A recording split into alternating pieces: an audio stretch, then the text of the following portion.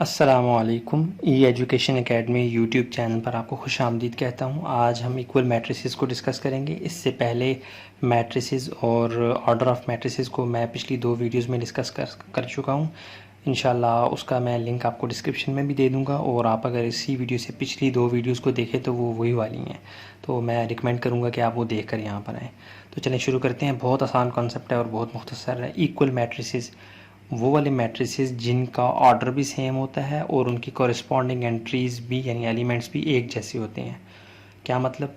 Matrices से मुराद क्या है कि जो इसके ब्रैकेट्स के अंदर हम डाटा एंटर करते हैं उसे हम मैट्रिक्स कहते हैं।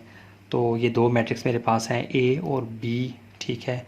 तो इसमें दोनों कंडीशंस हम देखते हैं। ऑर्डर किसे कहते हैं कि इनकी रोज़ और कॉलम ऑर्डर कहते हैं, और नंबर ऑफ़ रोज़ और नंबर ऑफ़ कॉलम्स को। तो हमने इनका ऑर्डर चेक करना है दोनों का, और इनकी कोरिस्पॉन्डिंग एंट्रीज चेक करनी है। अगर ये दोनों एक जैसी होंगी तो हम कहेंगे ये इक्वल मैट्रिक्स है। चलें ट्राई करते हैं, देखते हैं। तो ऑर्डर ऑफ के ए क्या है जी? सोल्यूशन में जाएंगे।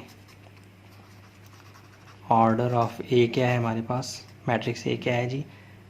उसे रिप्रेजेंट करते हैं M by N. M cross N नहीं पढ़ेंगे, हम इसे पढ़ेंगे एम बाय एन। रोज़ कहते हैं हॉरिजेंटल लाइंस को, और कॉलम्स कहते हैं वर्टिकल लाइंस को। तो इसकी हॉरिजेंटल लाइंस कितनी है? 1 2। तो इसकी रोज़ कितनी हो जाएंगी? 2 रोज़। और कॉलम कितने हैं जी? वो भी 2 ही हैं, ठीक है जी। ऑर्डर ऑफ ए क्या हो गया जी? 2 क्रॉस 2। इसी तरह ऑर्डर ऑफ बी देखते हैं, वो क्या है जी? M cross N. आप देखें दो ही रोज़ हैं, दो ही कॉलम्स हैं, तो ये भी क्या हो जाएगा? रोज़ भी 2 हैं और कॉलम भी 2 हैं। तो ऑर्डर तो कि दोनों का क्या हो गया? मैच कर गया। अब कोरिस्पॉन्डिंग एंट्रीज चेक कर लेते हैं। कोरिस्पॉन्डिंग एंट्री से मुराद क्या है कि 1 इसी पोजीशन पे दूसरे मैट्रिक्स के अंदर भी 1 ही पड़ा होना चाहिए। इसे कहते हैं कोरिस्पॉन्डिंग एंट्री।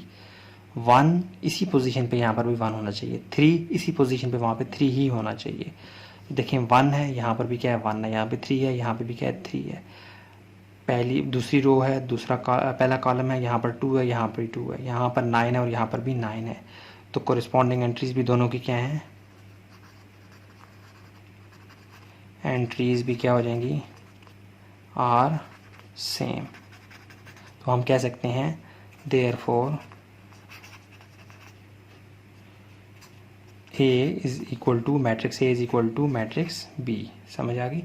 तो ये तो बहुत आसान एग्जांपल से मैंने आपको करवाया था। तो नेक्स्ट एक और एग्जांपल देख लेते हैं। अगर मैं कहूँ जी एक मैट्रिक्स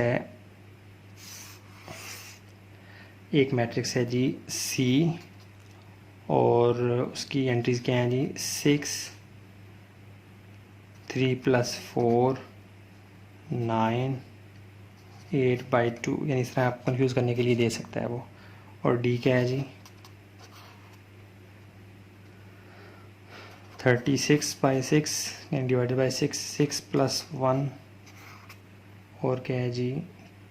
3 + 6 और 4। क्या सी और डी इक्वल मैट्रिक्स हैं? तो कंफ्यूज करने के लिए आपको ऐसा डाटा दिया जा सकता है। तो हम ऑर्डर देखेंगे, सॉल्यूशन में जाएंगे। ऑर्डर ऑफ सी हमारे पास क्या आएगा? M cross N is equal to, यानी एम बाई एन क्या आ जाएगा?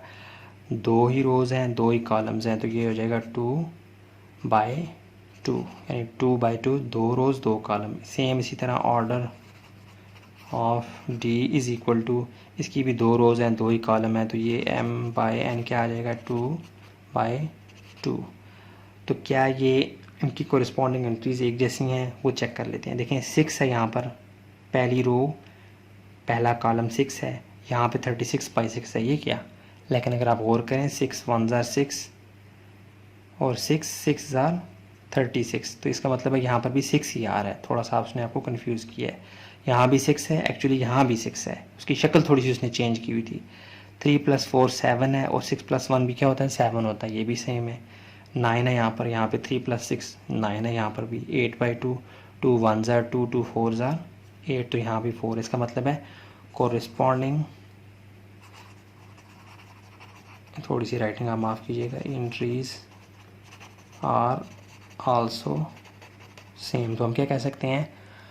C is equal to D, यानी कि मैट्रिक्स C और मैट्रिक्स D क्या हैं? बराबर हैं, उनमें कोई भी फ़र्क नहीं है, ठीक है। इसी तरह अगर हम एक और एग्जांपल देखें तो एक यानी कि मैट्रिक्स एफ है, उसकी देखें 2 1 3 9 6 2 3 4। अब आ गया जी एफ जी मैट्रिक्स एक और है, उसकी क्या है जी 3 2 1 6 9 8। अब इन दोनों का सामने नज़र आ रहा है, ऑर्डर ही मैच नहीं कर रहा है। एफ का ऑर्डर क्या है जी, ऑर्डर इसका है जी एम बाई एन। कितनी रोज़ हैं, 2 रोज़ हैं, और कॉलम कितने हैं 1 2 3 4। और इसकी कितनी ऑर्डर है, ऑर्डर इसकी रोज़ कितनी है एम बाई एन। इसकी रोज़ कितनी है जी, इसकी 2 रोज़ और कॉलम कितनी है 3। यहाँ पे तो हम कोरिस्पॉन्डिंग एंट्रीज को देख ही नहीं सकते, वो सामने नज़र आ रही हैं, वो भी मैच नहीं कर रही हैं, यहाँ पे ऑर्डर ही डिफरेंट है। तो हम कह सकते हैं F is not equal to G. ये मैंने वैसे ज़्यादा एक्सप्लेन कर दिया, तो उम्मीद करता हूँ बहुत आसान कॉन्सेप्ट आपको समझ आ चुकी होगी। तो फिर भी अगर कोई कन्फ्यूजन हो तो आप कमेंट बॉक्स में ज़रूर बताएं। लाइक करें, सब्सक्राइब करें, शेयर करें और अपना बहुत ख्याल रखें। अस्सलाम वालेकुम वरहमतुल्लाह।